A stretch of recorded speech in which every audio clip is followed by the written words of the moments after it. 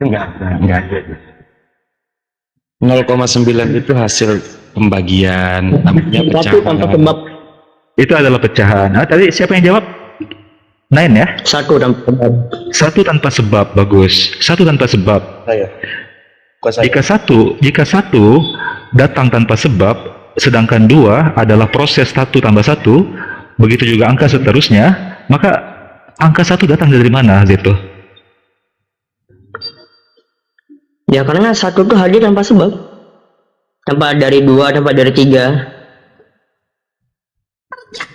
Astagfirullahaladzim, Dek. Ya Allah, dari tadi sebenarnya gue mau ngomong, cuman lanjut. Selamat datang di kebenaran, sayangku.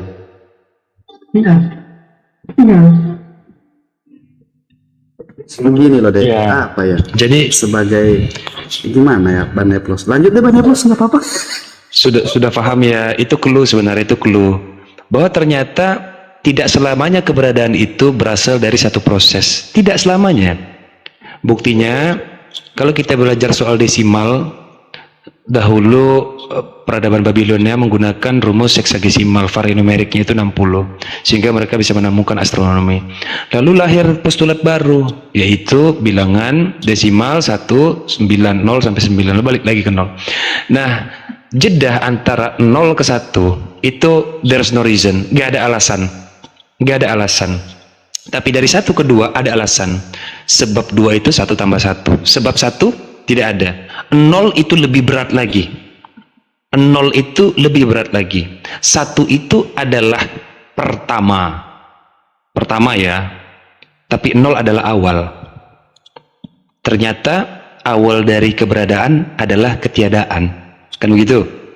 Yang dimana dari ketiadaan itu tiba-tiba menjadi ada. Dalam matematika terbukti ada sesuatu keberadaan yang tanpa proses ternyata ada untuk hal yang sekecil itu, gitu. Nah, ini yang menyebabkan paradigma berkembang mulai dari zaman-zaman filsafat di era Yunani ya, yang dahulu mereka mengalami permasalahan untuk menentukan siapa sebenarnya kausa prima atau di ultimate truth. Apakah benar-benar ada transcendence itu yang tak terlihat tapi berkuasa, kan begitu? Lalu muncul pemikiran-pemikiran mulai dari materialisme yang sifatnya itu monistik, monoteis, monistik. Tidak cukup ternyata hanya monistik, bukan hanya kita yang ada, ternyata ada yang lain, jangan-jangan, kan begitu? Lahirlah dualisme atau dualistik. Lahir lagi nanti, tidak bisa, itu kan subjektif, tidak bisa dibuktikan, maka harus ada aliran filsafat baru, empirisme.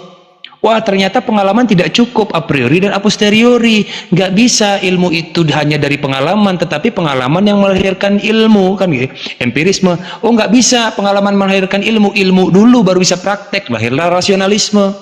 Lalu kemudian, kedua-duanya salah itu, dikritik, lahirlah filsafat kritisisme. Wah, kritisisme juga nggak bisa, karena kritik itu sifatnya subjektif, lahirlah idealisme. Wah, idealisme itu ternyata nggak mempengaruhi apapun, itu kan adalah hal-hal yang sifatnya ideal, yang ketentuannya itu berdasarkan kesepakatan. Lahirlah filsafat-filsafat Renaissance, kan begitu. Wah, Renaissance juga berkata bahwa kita harus bertengkar dulu nih soal keberadaan dan ketiadaan. Apakah yang tidak nampak itu tiada? Bagaimana dengan angin? Lahirlah filsafat eksistensialisme. Wah, ternyata eksistensialisme itu, keberadaan itu juga tidak bisa dikatakan utuh. Kenapa? Karena satu keberadaan terdiri dari berbagai macam keberadaan yang lain. Kan begitu? Lahirlah esensialisme. Ini banyak lagi. Belum lagi masuk fenomenologi, Thomisme, pragmatisme, belum lagi filsafat-filsafat analitik, strukturalisme, poststrukturalisme, dekonstruksionisme yang dituliskan oleh Jacques Derrida. Ini bab yang panjang, adikku. Ini bab yang panjang.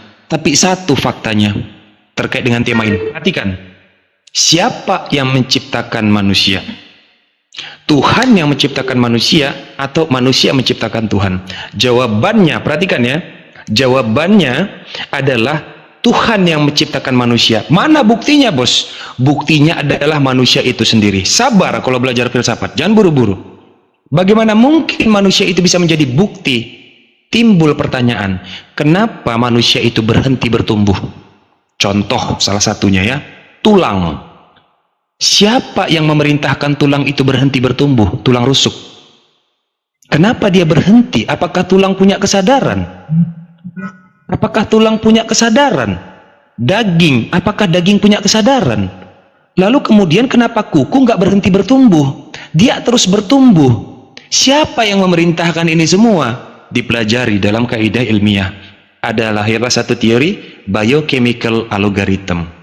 Ternyata seluruh tubuh kita ini sudah terkodifikasi, sudah ada codingnya, sudah ada komputasinya, sudah ada penentu-penentunya. Dicari tahu lagi, di mana tersimpan formula ini? Di otak atau di atom jangan-jangan? Bagaimana mungkin ada informasi yang memberitahu, hei tulang rusuk, berhenti bertumbuh. Kalau kamu bertumbuh, maka kamu akan menyakiti diri sendiri, akan jebol nanti tubuh kamu. Siapa yang memberitahu ini? Ilmiah bingung, berada di jalan buntu. Berada di jalan buntu mereka. Kenapa seluruh organ-organ tubuh ini sepertinya punya kesadaran? Siapa yang menyadarkan mereka? Bukan otak. Kenapa? Karena sejak awal sel sperma itu tidak punya otak. Lahirlah satu teori. Apa teorinya? Natur. Perhatikan ya. Natur. Apa sih natur itu? Sebenarnya secara esensial, law of nature, hukum alam, artinya alami ya. Natur itu artinya alami. Pada saat kita teliti lagi lebih jauh, ternyata natur itu bahasa lain dari Tuhan. Kenapa? Karena natur tidak punya formula. Di mana rumus natur? Rumus alam itu di mana tersimpan? Kenapa alam punya kesadaran? Ada apa? Formulanya di mana? Ternyata natur, pada saat kita lihat lagi lebih dalam, natur itu adalah bahasa lain dari Tuhan. Ketetapan. Ada nggak di dalam kitab-kitab orang terdahulu? Wow, bagaimana mungkin 3000 tahun, bagaimana mungkin 1400 tahun bisa melahirkan teori-teori itu? Dari mana teori-teori itu? Ternyata ada.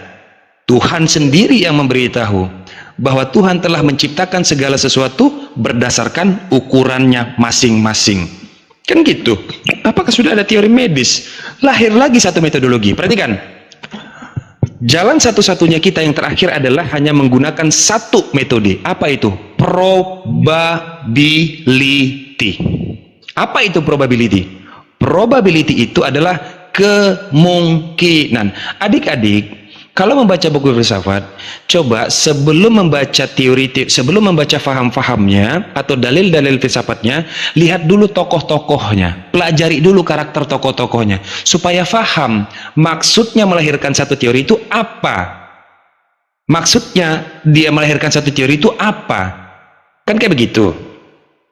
Jadi kita nggak bisa sembarangan bahwa kita bicara soal wah tidak bisa dikatakan ada karena dia tidak eksis. Wah gimana? Angin aja gimana tuh angin? Angin nggak bisa dilihat, tapi bisa dirasakan. Banyak lagi yang tidak terjamah oleh indera tapi ternyata ada. Satu faktanya apa? Dahulu atom itu gaib, nggak kelihatan kok, nggak kerasa, nggak kelihatan, nggak disadari, nggak bisa dicium, nggak bisa diraba.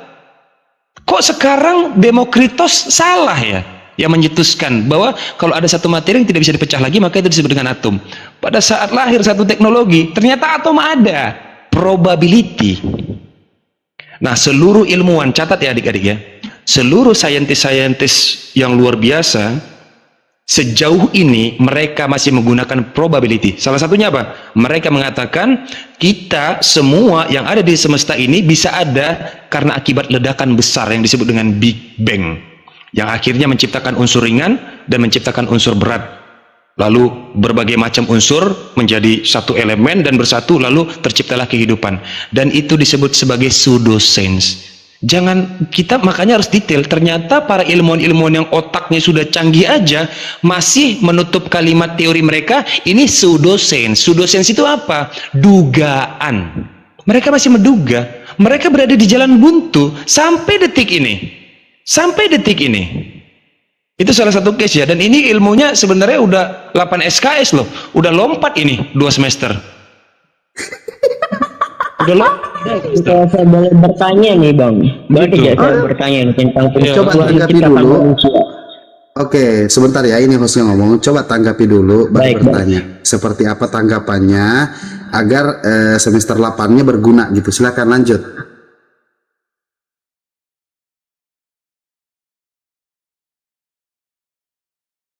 Silakan dilanjut Bang, silakan.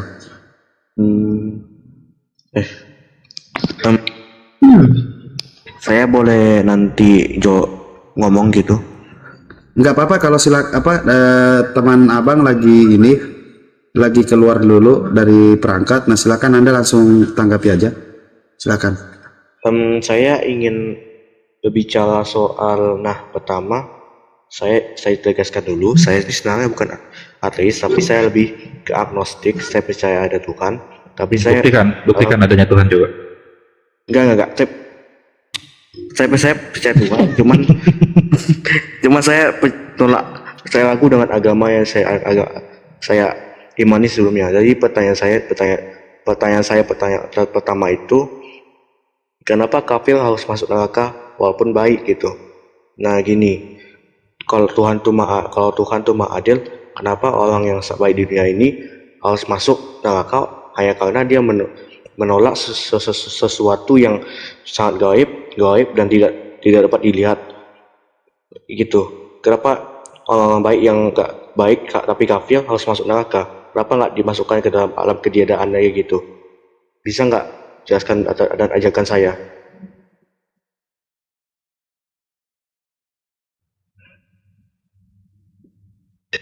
Oke, itu dalam filsafat teologi disebut dengan catat ya baik-baik, itu istilahnya disebut dengan dilema Epicurus. Dilema Epicurus. Iya, dilema Epicurus. Jadi kalau Tuhan mampu, kenapa Tuhan tak lakukan? Itu adalah sebuah diskusi klasik yang telah lama dibahas itu, Dek. Oke. Ini kalian dapat ilmu penting malam ini. Baik. Tolong ajarkan saya sebagai anak muda yang dianggap telah sesat gitu. Tolong jelaskan.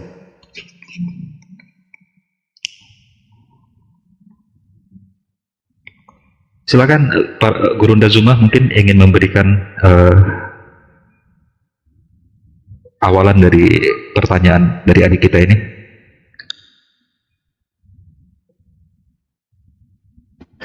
Iya, jadi pertanyaan sederhananya kemudian adalah kenapa kemudian orang kafir itu diberi upah neraka? Jadi gini, ketika kita berbicara mengenai sebab akibat, ya kekuatan akal tidak bisa kita sepelekan di situ untuk bekerja dan memahami itu. Tuhan memberikan gambaran, itu sudah jelas itu. Al-Quran lebih utama mengemukakan inna kullu syai'in khalaqnahu biqadar. Jadi semua aspek yang ada dalam kehidupan manusia itu Tuhan sudah berikan. Nah inilah buktinya bertuhan. Inilah buktinya bertuhan sehingga kita bisa tahu bahwa apa yang dihasilkan daripada sebab ya akan diurai dengan adanya akibat tersebut. Nah, jadi ketika ada perintah lalu kemudian perintah itu dilanggar, itulah sebabnya kemudian. Jadi keberadaan manusia dicipta dengan akal seperti yang saya gambarkan tadi di awal. Anda tidak mampu menunjukkan akal itu, tapi akal itu ada. Begitu juga Tuhan. Untuk diketahui bahwa keberadaan Tuhan itu ada, maka manusia kemudian harus memahami keberadaan di atas muka bumi ini memiliki fungsi. Nah, maka Tuhan mengatakan, "Wa ma khalaqtul jinna wal insa illa liya'budu." Saya tidak menciptakan engkau yang sempurna itu yaitu manusia, ya kecuali hanya untuk beribadah kepada Aku. Jadi ada dimensi seperti yang diterangkan oleh Dinda Neplos barusan.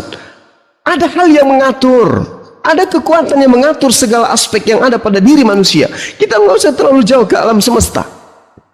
Ya, bagaimana kemudian gigi ini bisa rata? Bagaimana kemudian bibir atas dan bibir bawah itu tidak tukaran tempat? Bagaimana kemudian struktur wajah kita ini lubang hidungnya mengarah ke bawah, bukan mengarah ke atas, dan seterusnya dan seterusnya. Ini siapa yang melakukan ini? Kalau bukan Tuhan.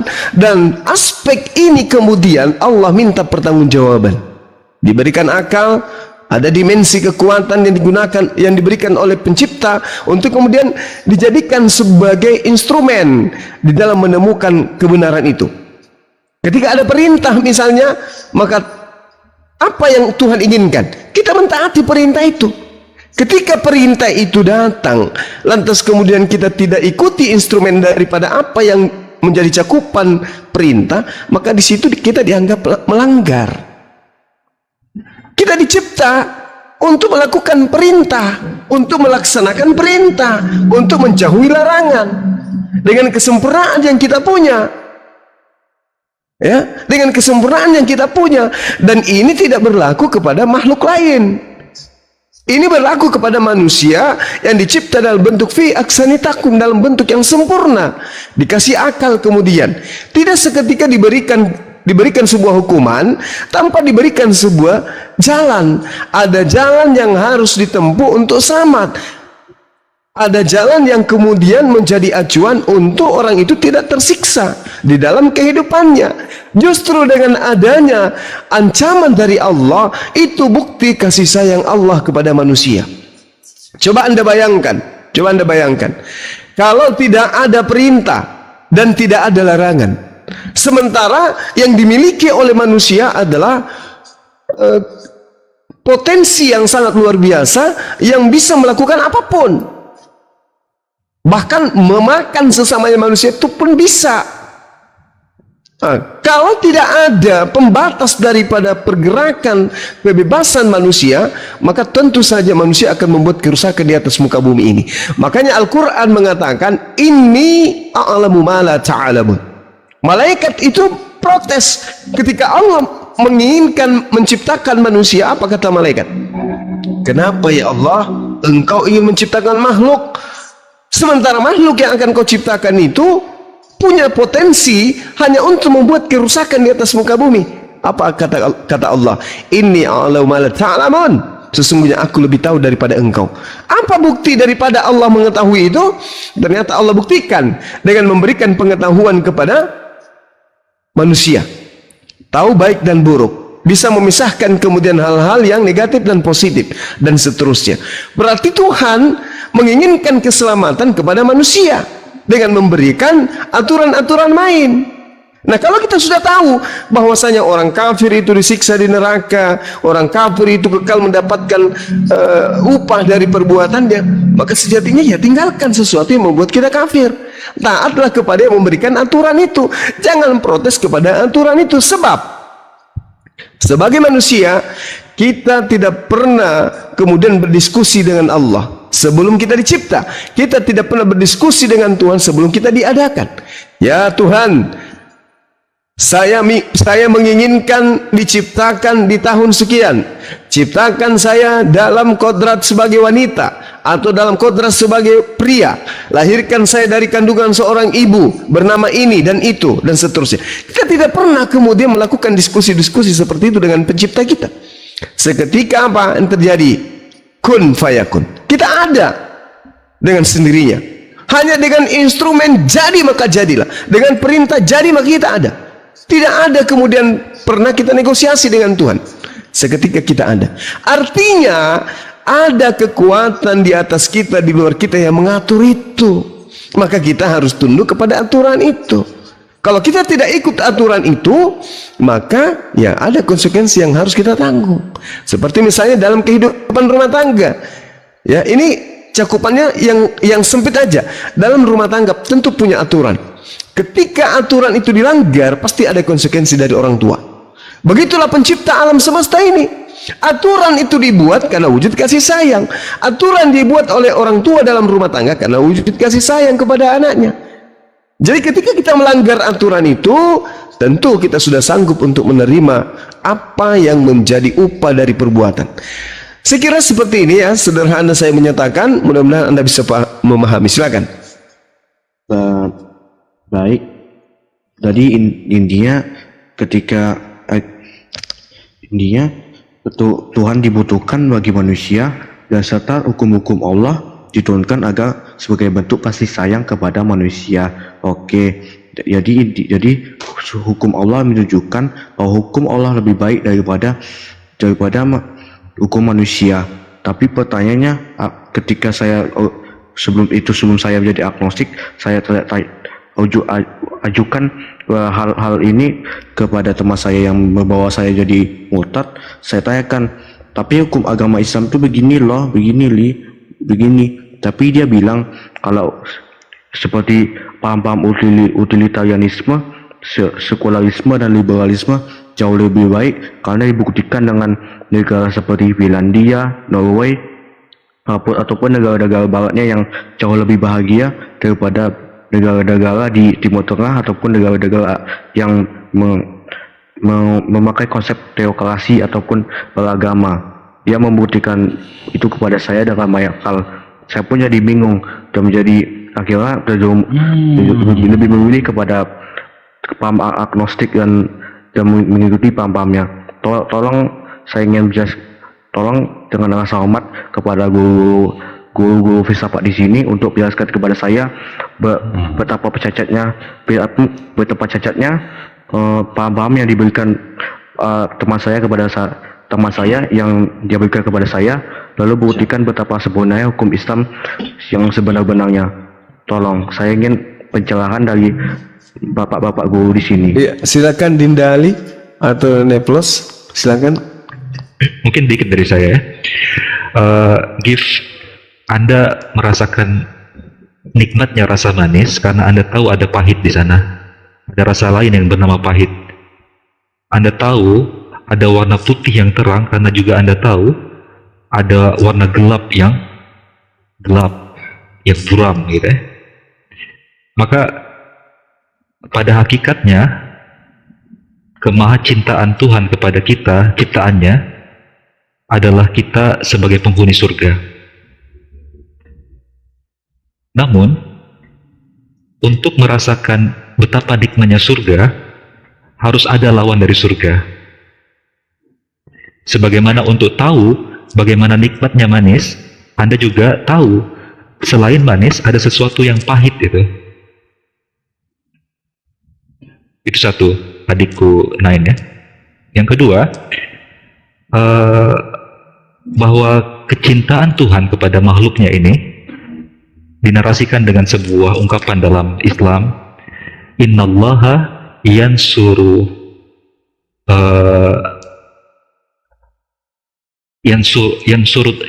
adilin walau kana kuffaran wala yansurul muslimin ad-dhalimin walau yansurud dhalimin walau kana muslimin. Sesungguhnya Allah senantiasa akan memberikan kesejahteraan kepada orang-orang yang berlaku adil walaupun dia tidak beriman kepada Allah, dan Allah tidak akan menolong orang-orang yang beriman kepadanya kalau dia zalim.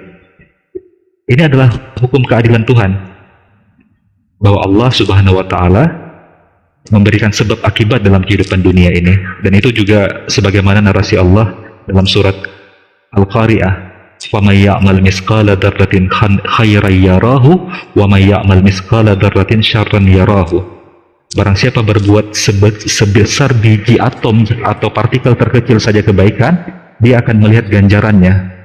Yara, dengan kata yara di situ, yara itu kata para ulama Islam adalah melihat dengan matanya di dunia dan di akhirat.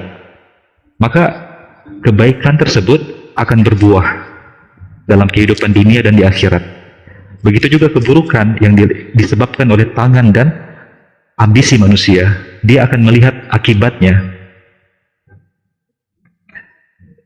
Disempurnakan dengan narasi Allah Subhanahu wa Ta'ala dalam surat Al-Mulk ayat kedua, alladzi khalaqal mauta wal hayata liyabluwakum ayyukum ahsanu amala. Allah yang menciptakan kehidupan dan kematian untuk menguji kalian manusia, siapa yang terbaik amalannya.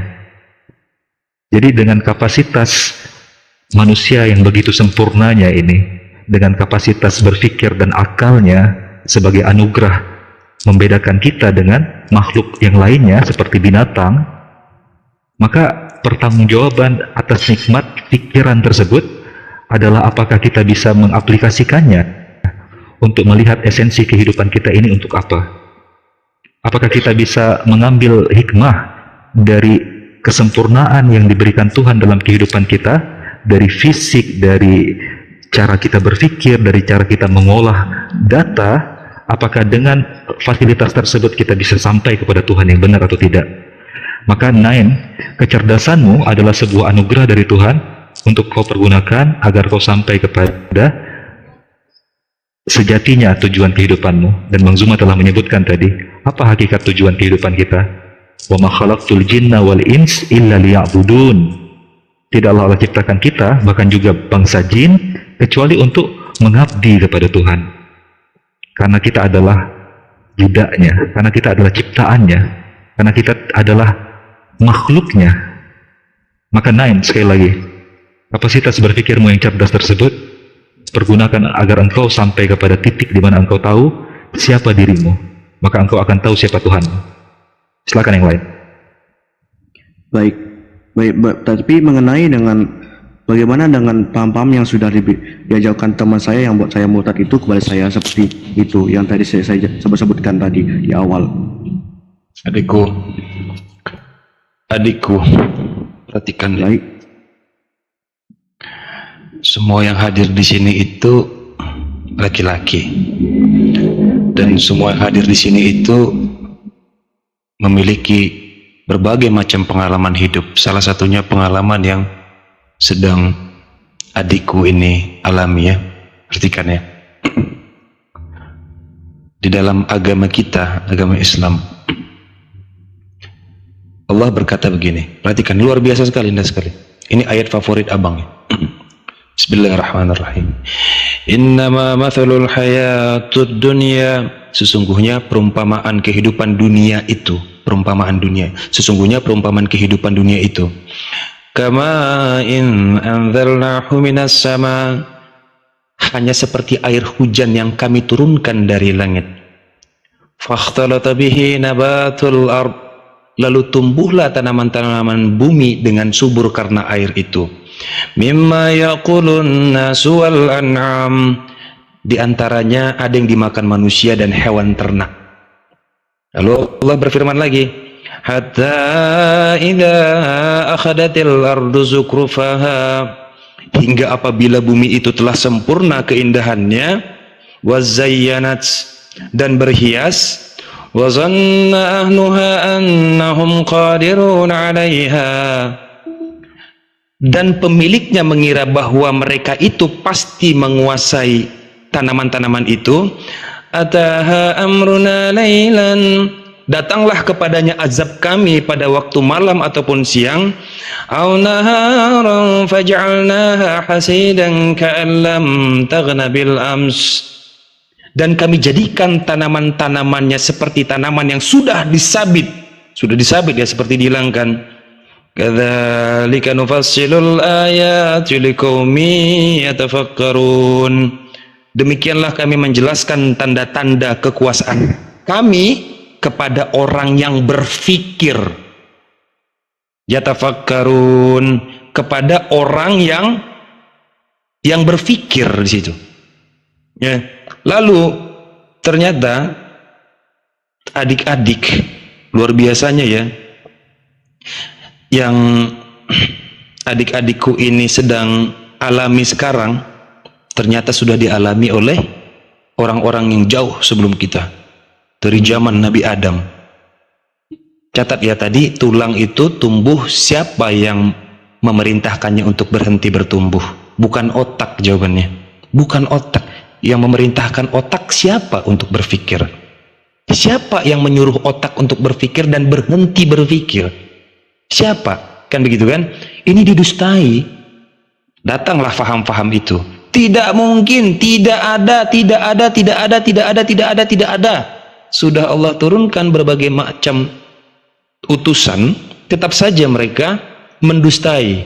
Lalu Allah di sini berkata ya, Al-Haqqah, ini hari kiamat ini.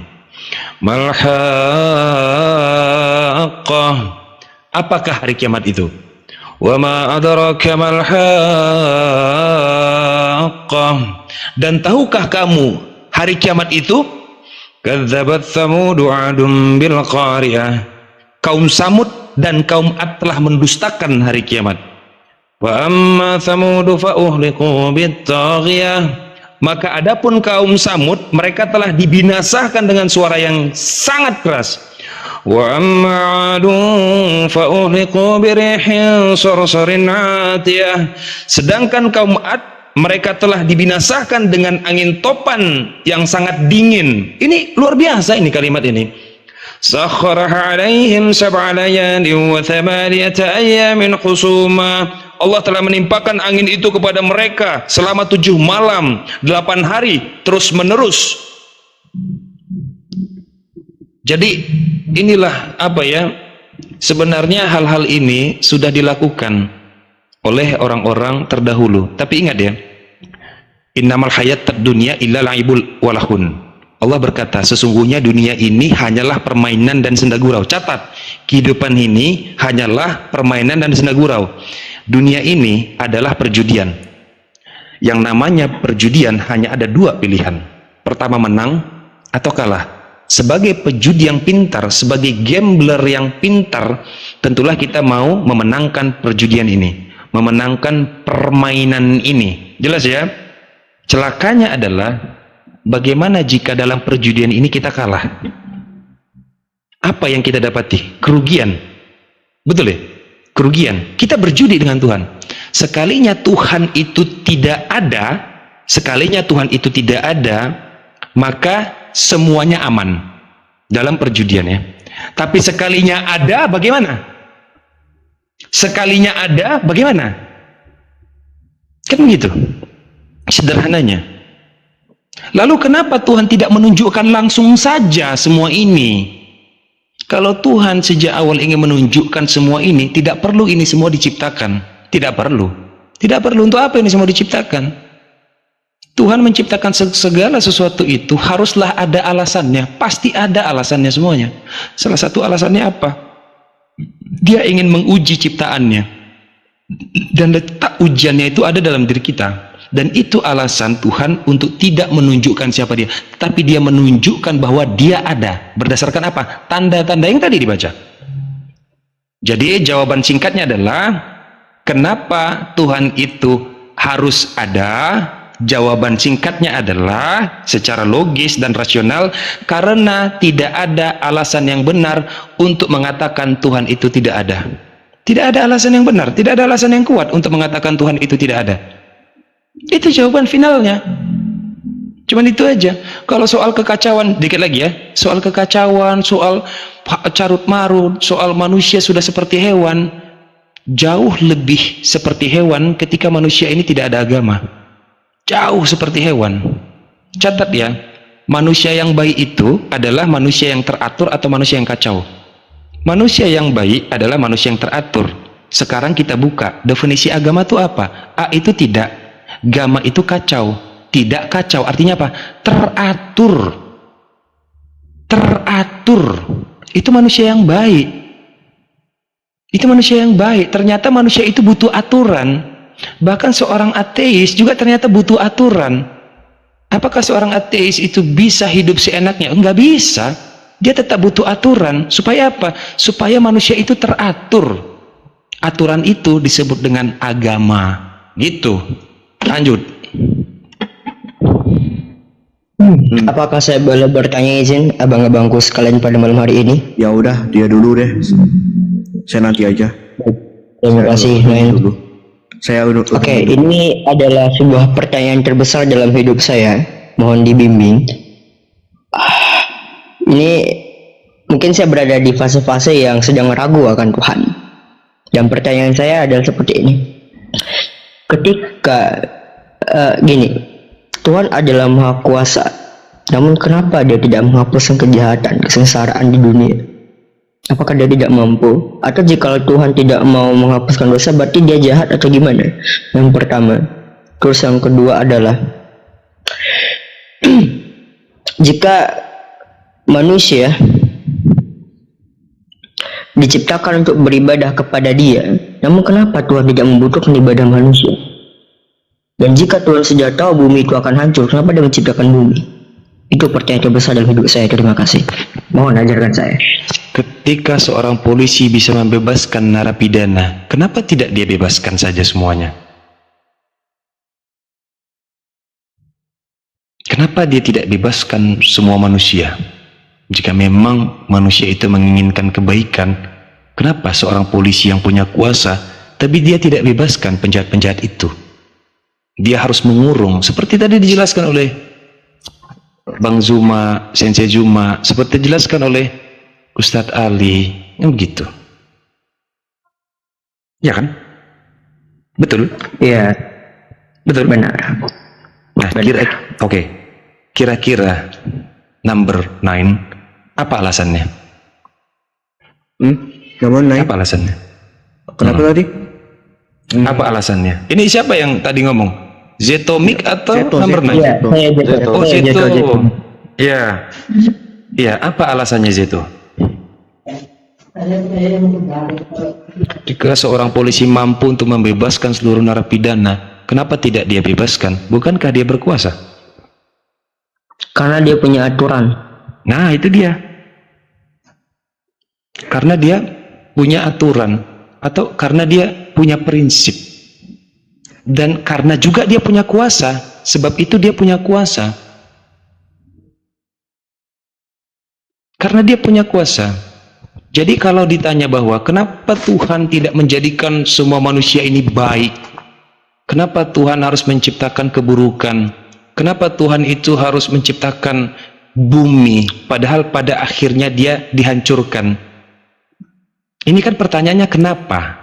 Nah, ternyata, catat ya, ternyata hanya ada jawabannya itu di dalam kitab suci umat Islam. Apa jawaban di situ? Kita bukan orang pertama yang bertanya itu, tapi ada makhluk pertama yang bertanya tentang itu kepada Tuhannya langsung. Siapa itu? Malaikat, dia bertanya begini, ya Tuhan, kenapa engkau ciptakan manusia itu, sedangkan manusia itu melakukan kerusakan dan tumpah darah di atas muka bumi? Simple jawaban Tuhan itu, sangat-sangat singkat dan luar biasa. Bahwa apa kata Tuhan di situ?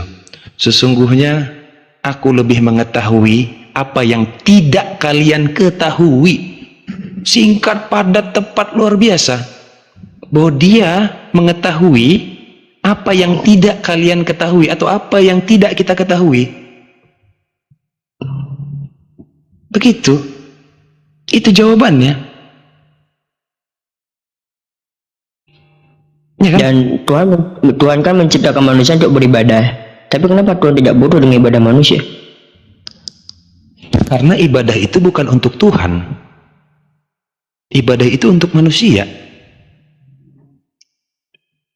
Ibadah itu untuk manusia, bukan untuk Tuhan. Contoh sholat misalnya, atau puasa, atau zakat. Emangnya kita zakat itu untuk Tuhan? Nah Tuhan, nah ambil berasku, lempar ke langit, berasnya hilang. Kan enggak. Tapi kita ngasih zakat atau ngasih sedekah ke siapa? Kan ke orang juga. Untuk kita, untuk ras kita, primata. Kita ini primata. Ini primata kita ini. Begitu. Ya, manusia. Untuk kita ibadah itu. Tapi Tuhan kan sebelum menciptakan manusia, dia sudah tahu, karena dia maha tahu kan bakalan ada manusia yang masuk neraka. Lantas kenapa manusia tetap diciptakan? Karena dia maha pencipta. Dia harus menciptakan, masalahnya. Dia harus menciptakan. Kalau dia tidak menciptakan, dia bukan maha pencipta berarti. Jadi ada kewajiban biar apakah? Jadi Tuhan mempunyai kewajiban untuk menciptakan. Kewajiban itu kan seperti apa ya? Seperti aturan, seperti perintah, seperti tanggung jawab. Tidak seperti itu parameternya. Sejak awal kita mengakui dia sebagai pencipta. Kenapa kita harus mengakui dia sebagai pencipta? Karena dia menciptakan sesuatu. Karena dia menciptakan sesuatu, jahat baik dia yang menciptakan. Tapi ada pertanyaan yang bagus. Kayak gini pertanyaannya. Ini pertanyaan yang memang dalam ya, luar biasa. Tuhan itu sudah tahu manusia bakal masuk neraka. Ada yang masuk neraka, ada yang masuk surga. Lalu kenapa Tuhan harus sejahat itu? Tuhan itu sudah menetapkan bahwa saya tidak bisa menghindar jika saya memang ditetapkan yang masuk neraka. Kok jahat banget? Kan begitu yang menjadi pertanyaannya. Iya, benar. Iya kan? Seolah-olah kita itu, seolah-olah menurut kita punya free will, padahal enggak gitu loh. Itu kan jahat banget sebenarnya kalau dipikir-pikir. Ternyata ada lagi jawabannya, memang luar biasa nih. Tuhan ini ngasih jawaban terus gitu loh. Pada saat nanti di hari penghakiman kita kan berdebat. Begini dia. Dan perdebatan itu pasti terjadi begini ya. Pada saat saya mengatakan begini, ya Tuhan, kenapa engkau masukkan aku ke dalam neraka, atau kenapa engkau ciptakan aku yang akhirnya engkau masukkan juga ke neraka? Kenapa tidak kau buat aku jadi baik? Kan gitu tuh. Lalu Tuhan bertanya balik. Nah, pertanyaan ini nggak akan bisa dijawab. Begini pertanyaannya, Tuhan bertanya, wahai Neflos, ketika kau hidup di dunia, apakah aku beritahu kemana kau akan berakhir? Apakah aku beritahu kemana kau akan berakhir? Enggak. Kan jawabannya tidak. Kan jawabannya tidak. Kalau kau tidak tahu jawabannya, kenapa kau tidak berbuat baik, atau kenapa kau tidak melakukan apa yang aku perintahkan? Kecuali kau sudah tahu. Kan itu lagi nanti itu. Benar juga kalau dipikir-pikir. Iya juga.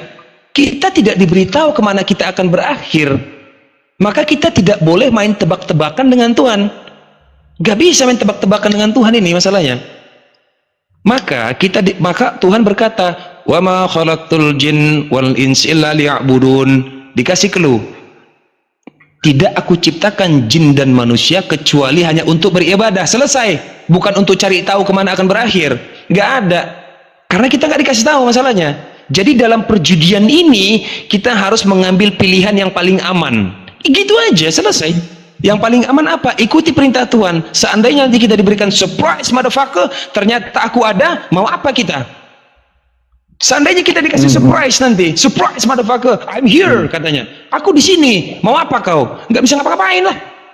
Kalah perjudian. Maka Tuhan berkata lagi, sesungguhnya manusia kelak, penduduk neraka akan berkata, ya Tuhan, ya Allah, kembalikan aku ke dunia walau 1 hari saja. Enggak bakal. Maka Allah menjawab di situ, janganlah kau berbicara kepadaku, sesungguhnya aku tidak mengenalmu. Kekallah kau di dalam neraka. Udahlah, tamat udah. Jadi sebagai orang cerdas, catat ya. Sebagai Homo sapien, kita punya kecerdasan daripada primata-primata yang lain. Contohnya primata yang paling dekat, yaitu simpanse. Tentu kita akan mengambil pilihan yang kemungkinannya paling baik. Itu yang membedakan kita dengan simpanse. Apa itu kemungkinan yang paling baik? Kemungkinan yang paling menguntungkan. Itu baru cerdas. Menguntungkan, bukan merugikan. Menguntungkan. Sekarang jawab tantangan saya. Di mana ada kerugian untuk memeluk satu agama? Di mana ada kerugiannya? Gak ada. Menguntungkan atau merugikan bertuhan itu sebenarnya. Gitu simpel kan? Udah, lanjut. Gini Bang Lepos, kalau misalkan seseorang dia sholat, seumur hidup dia sholat, tapi apakah dia pintu masuk surga karena sholatnya Bang? Apakah dia sudah pasti masuk surga dari sholatnya? Abang Ali, silahkan Ustadz. Bagaimana kemudian Allah menjanjikan surga kepada hamba-hambanya? Silahkan Ustadz Ali. Atau Sensei Jumah, silahkan Sensei. Jazakallah khair. Terima kasih. Sebelum diambil alih oleh Dinda Ali, jadi gini, kalau Anda mempercayai seseorang, misalnya kepada orang tua, kalau orang tua itu cinta dan sayang kepada Anda, ketika orang tua itu berjanji, maka percayalah apa yang dijanjikan itu pasti akan dikabulkan, pasti akan ditunaikan. Itu orang tua. Sementara pencipta alam semesta ini adalah hakikat yang sangat sayang kepada ciptaannya. Ketika Allah menjanjikan, maka Allah malu untuk tidak menunaikan janji itu. Nah, ketika kita sholat, Al-Quran menerangkan dalam surah Al-Mu'minun, qad aflahal mu'minun, sungguh beruntung orang-orang yang beriman. Siapa orang beriman ini? Orang yang percaya akan keberadaan Tuhan, orang yang percaya akan keberadaan Allah, dan untuk kemudian mendekatkan diri kepada Allah itu include dengan ibadah. Alladzina hum fi sholatihim khashi'un, yaitu orang-orang yang khusyuk di dalam sholatnya. Walladzina hum 'anil lagwi mu'ridun. Nah, mereka yang menjauhkan diri dari perbuatan atau perkataan atau tindakan yang tidak berguna. Apa yang dijanjikan oleh Allah kemudian? Allah menerangkan di ayat-ayat selanjutnya, ulaika humul warithun, mereka itulah orang-orang yang memiliki warisan, alladzina yarithunal firdaus hum fiha khalidun, yakni yang mewarisi surga firdaus, mereka kekal di dalamnya.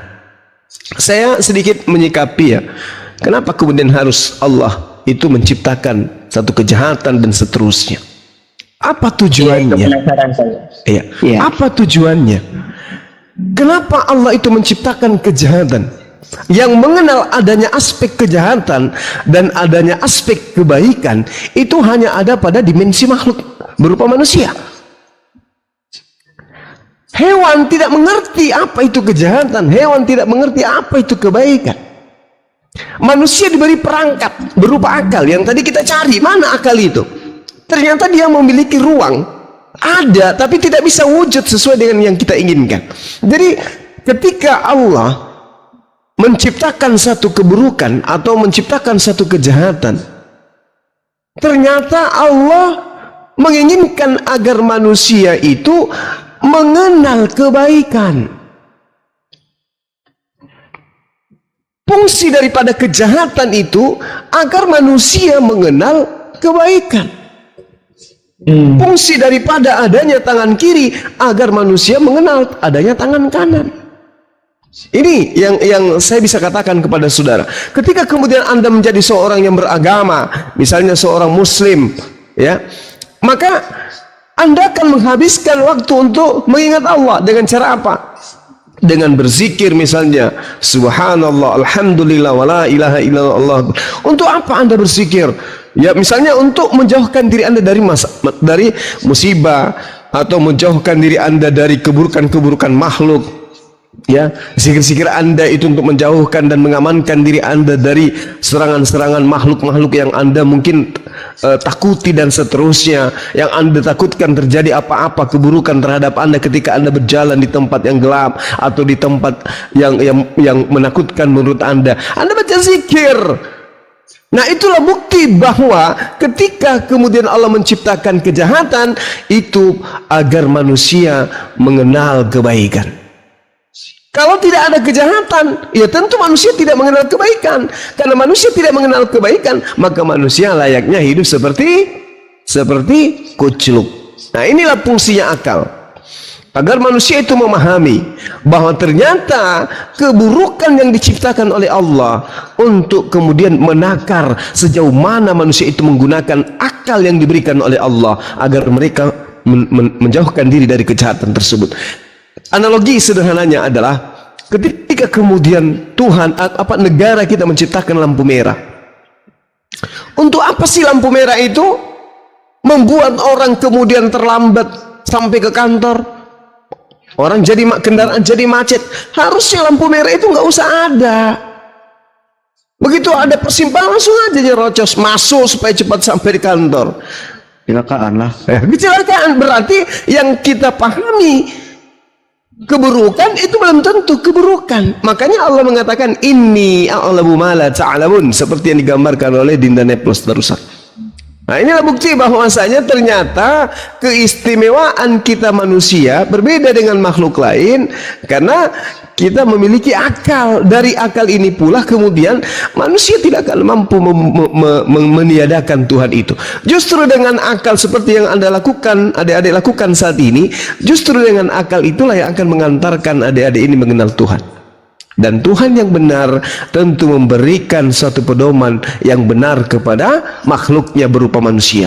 Ingat, tidak akan mungkin kemudian yang maha mengetahui, yang maha benar memberikan suatu pedoman yang salah, memberikan pedoman yang keliru, memberikan pedoman yang bertentangan dengan akal manusia dan fitrah manusia.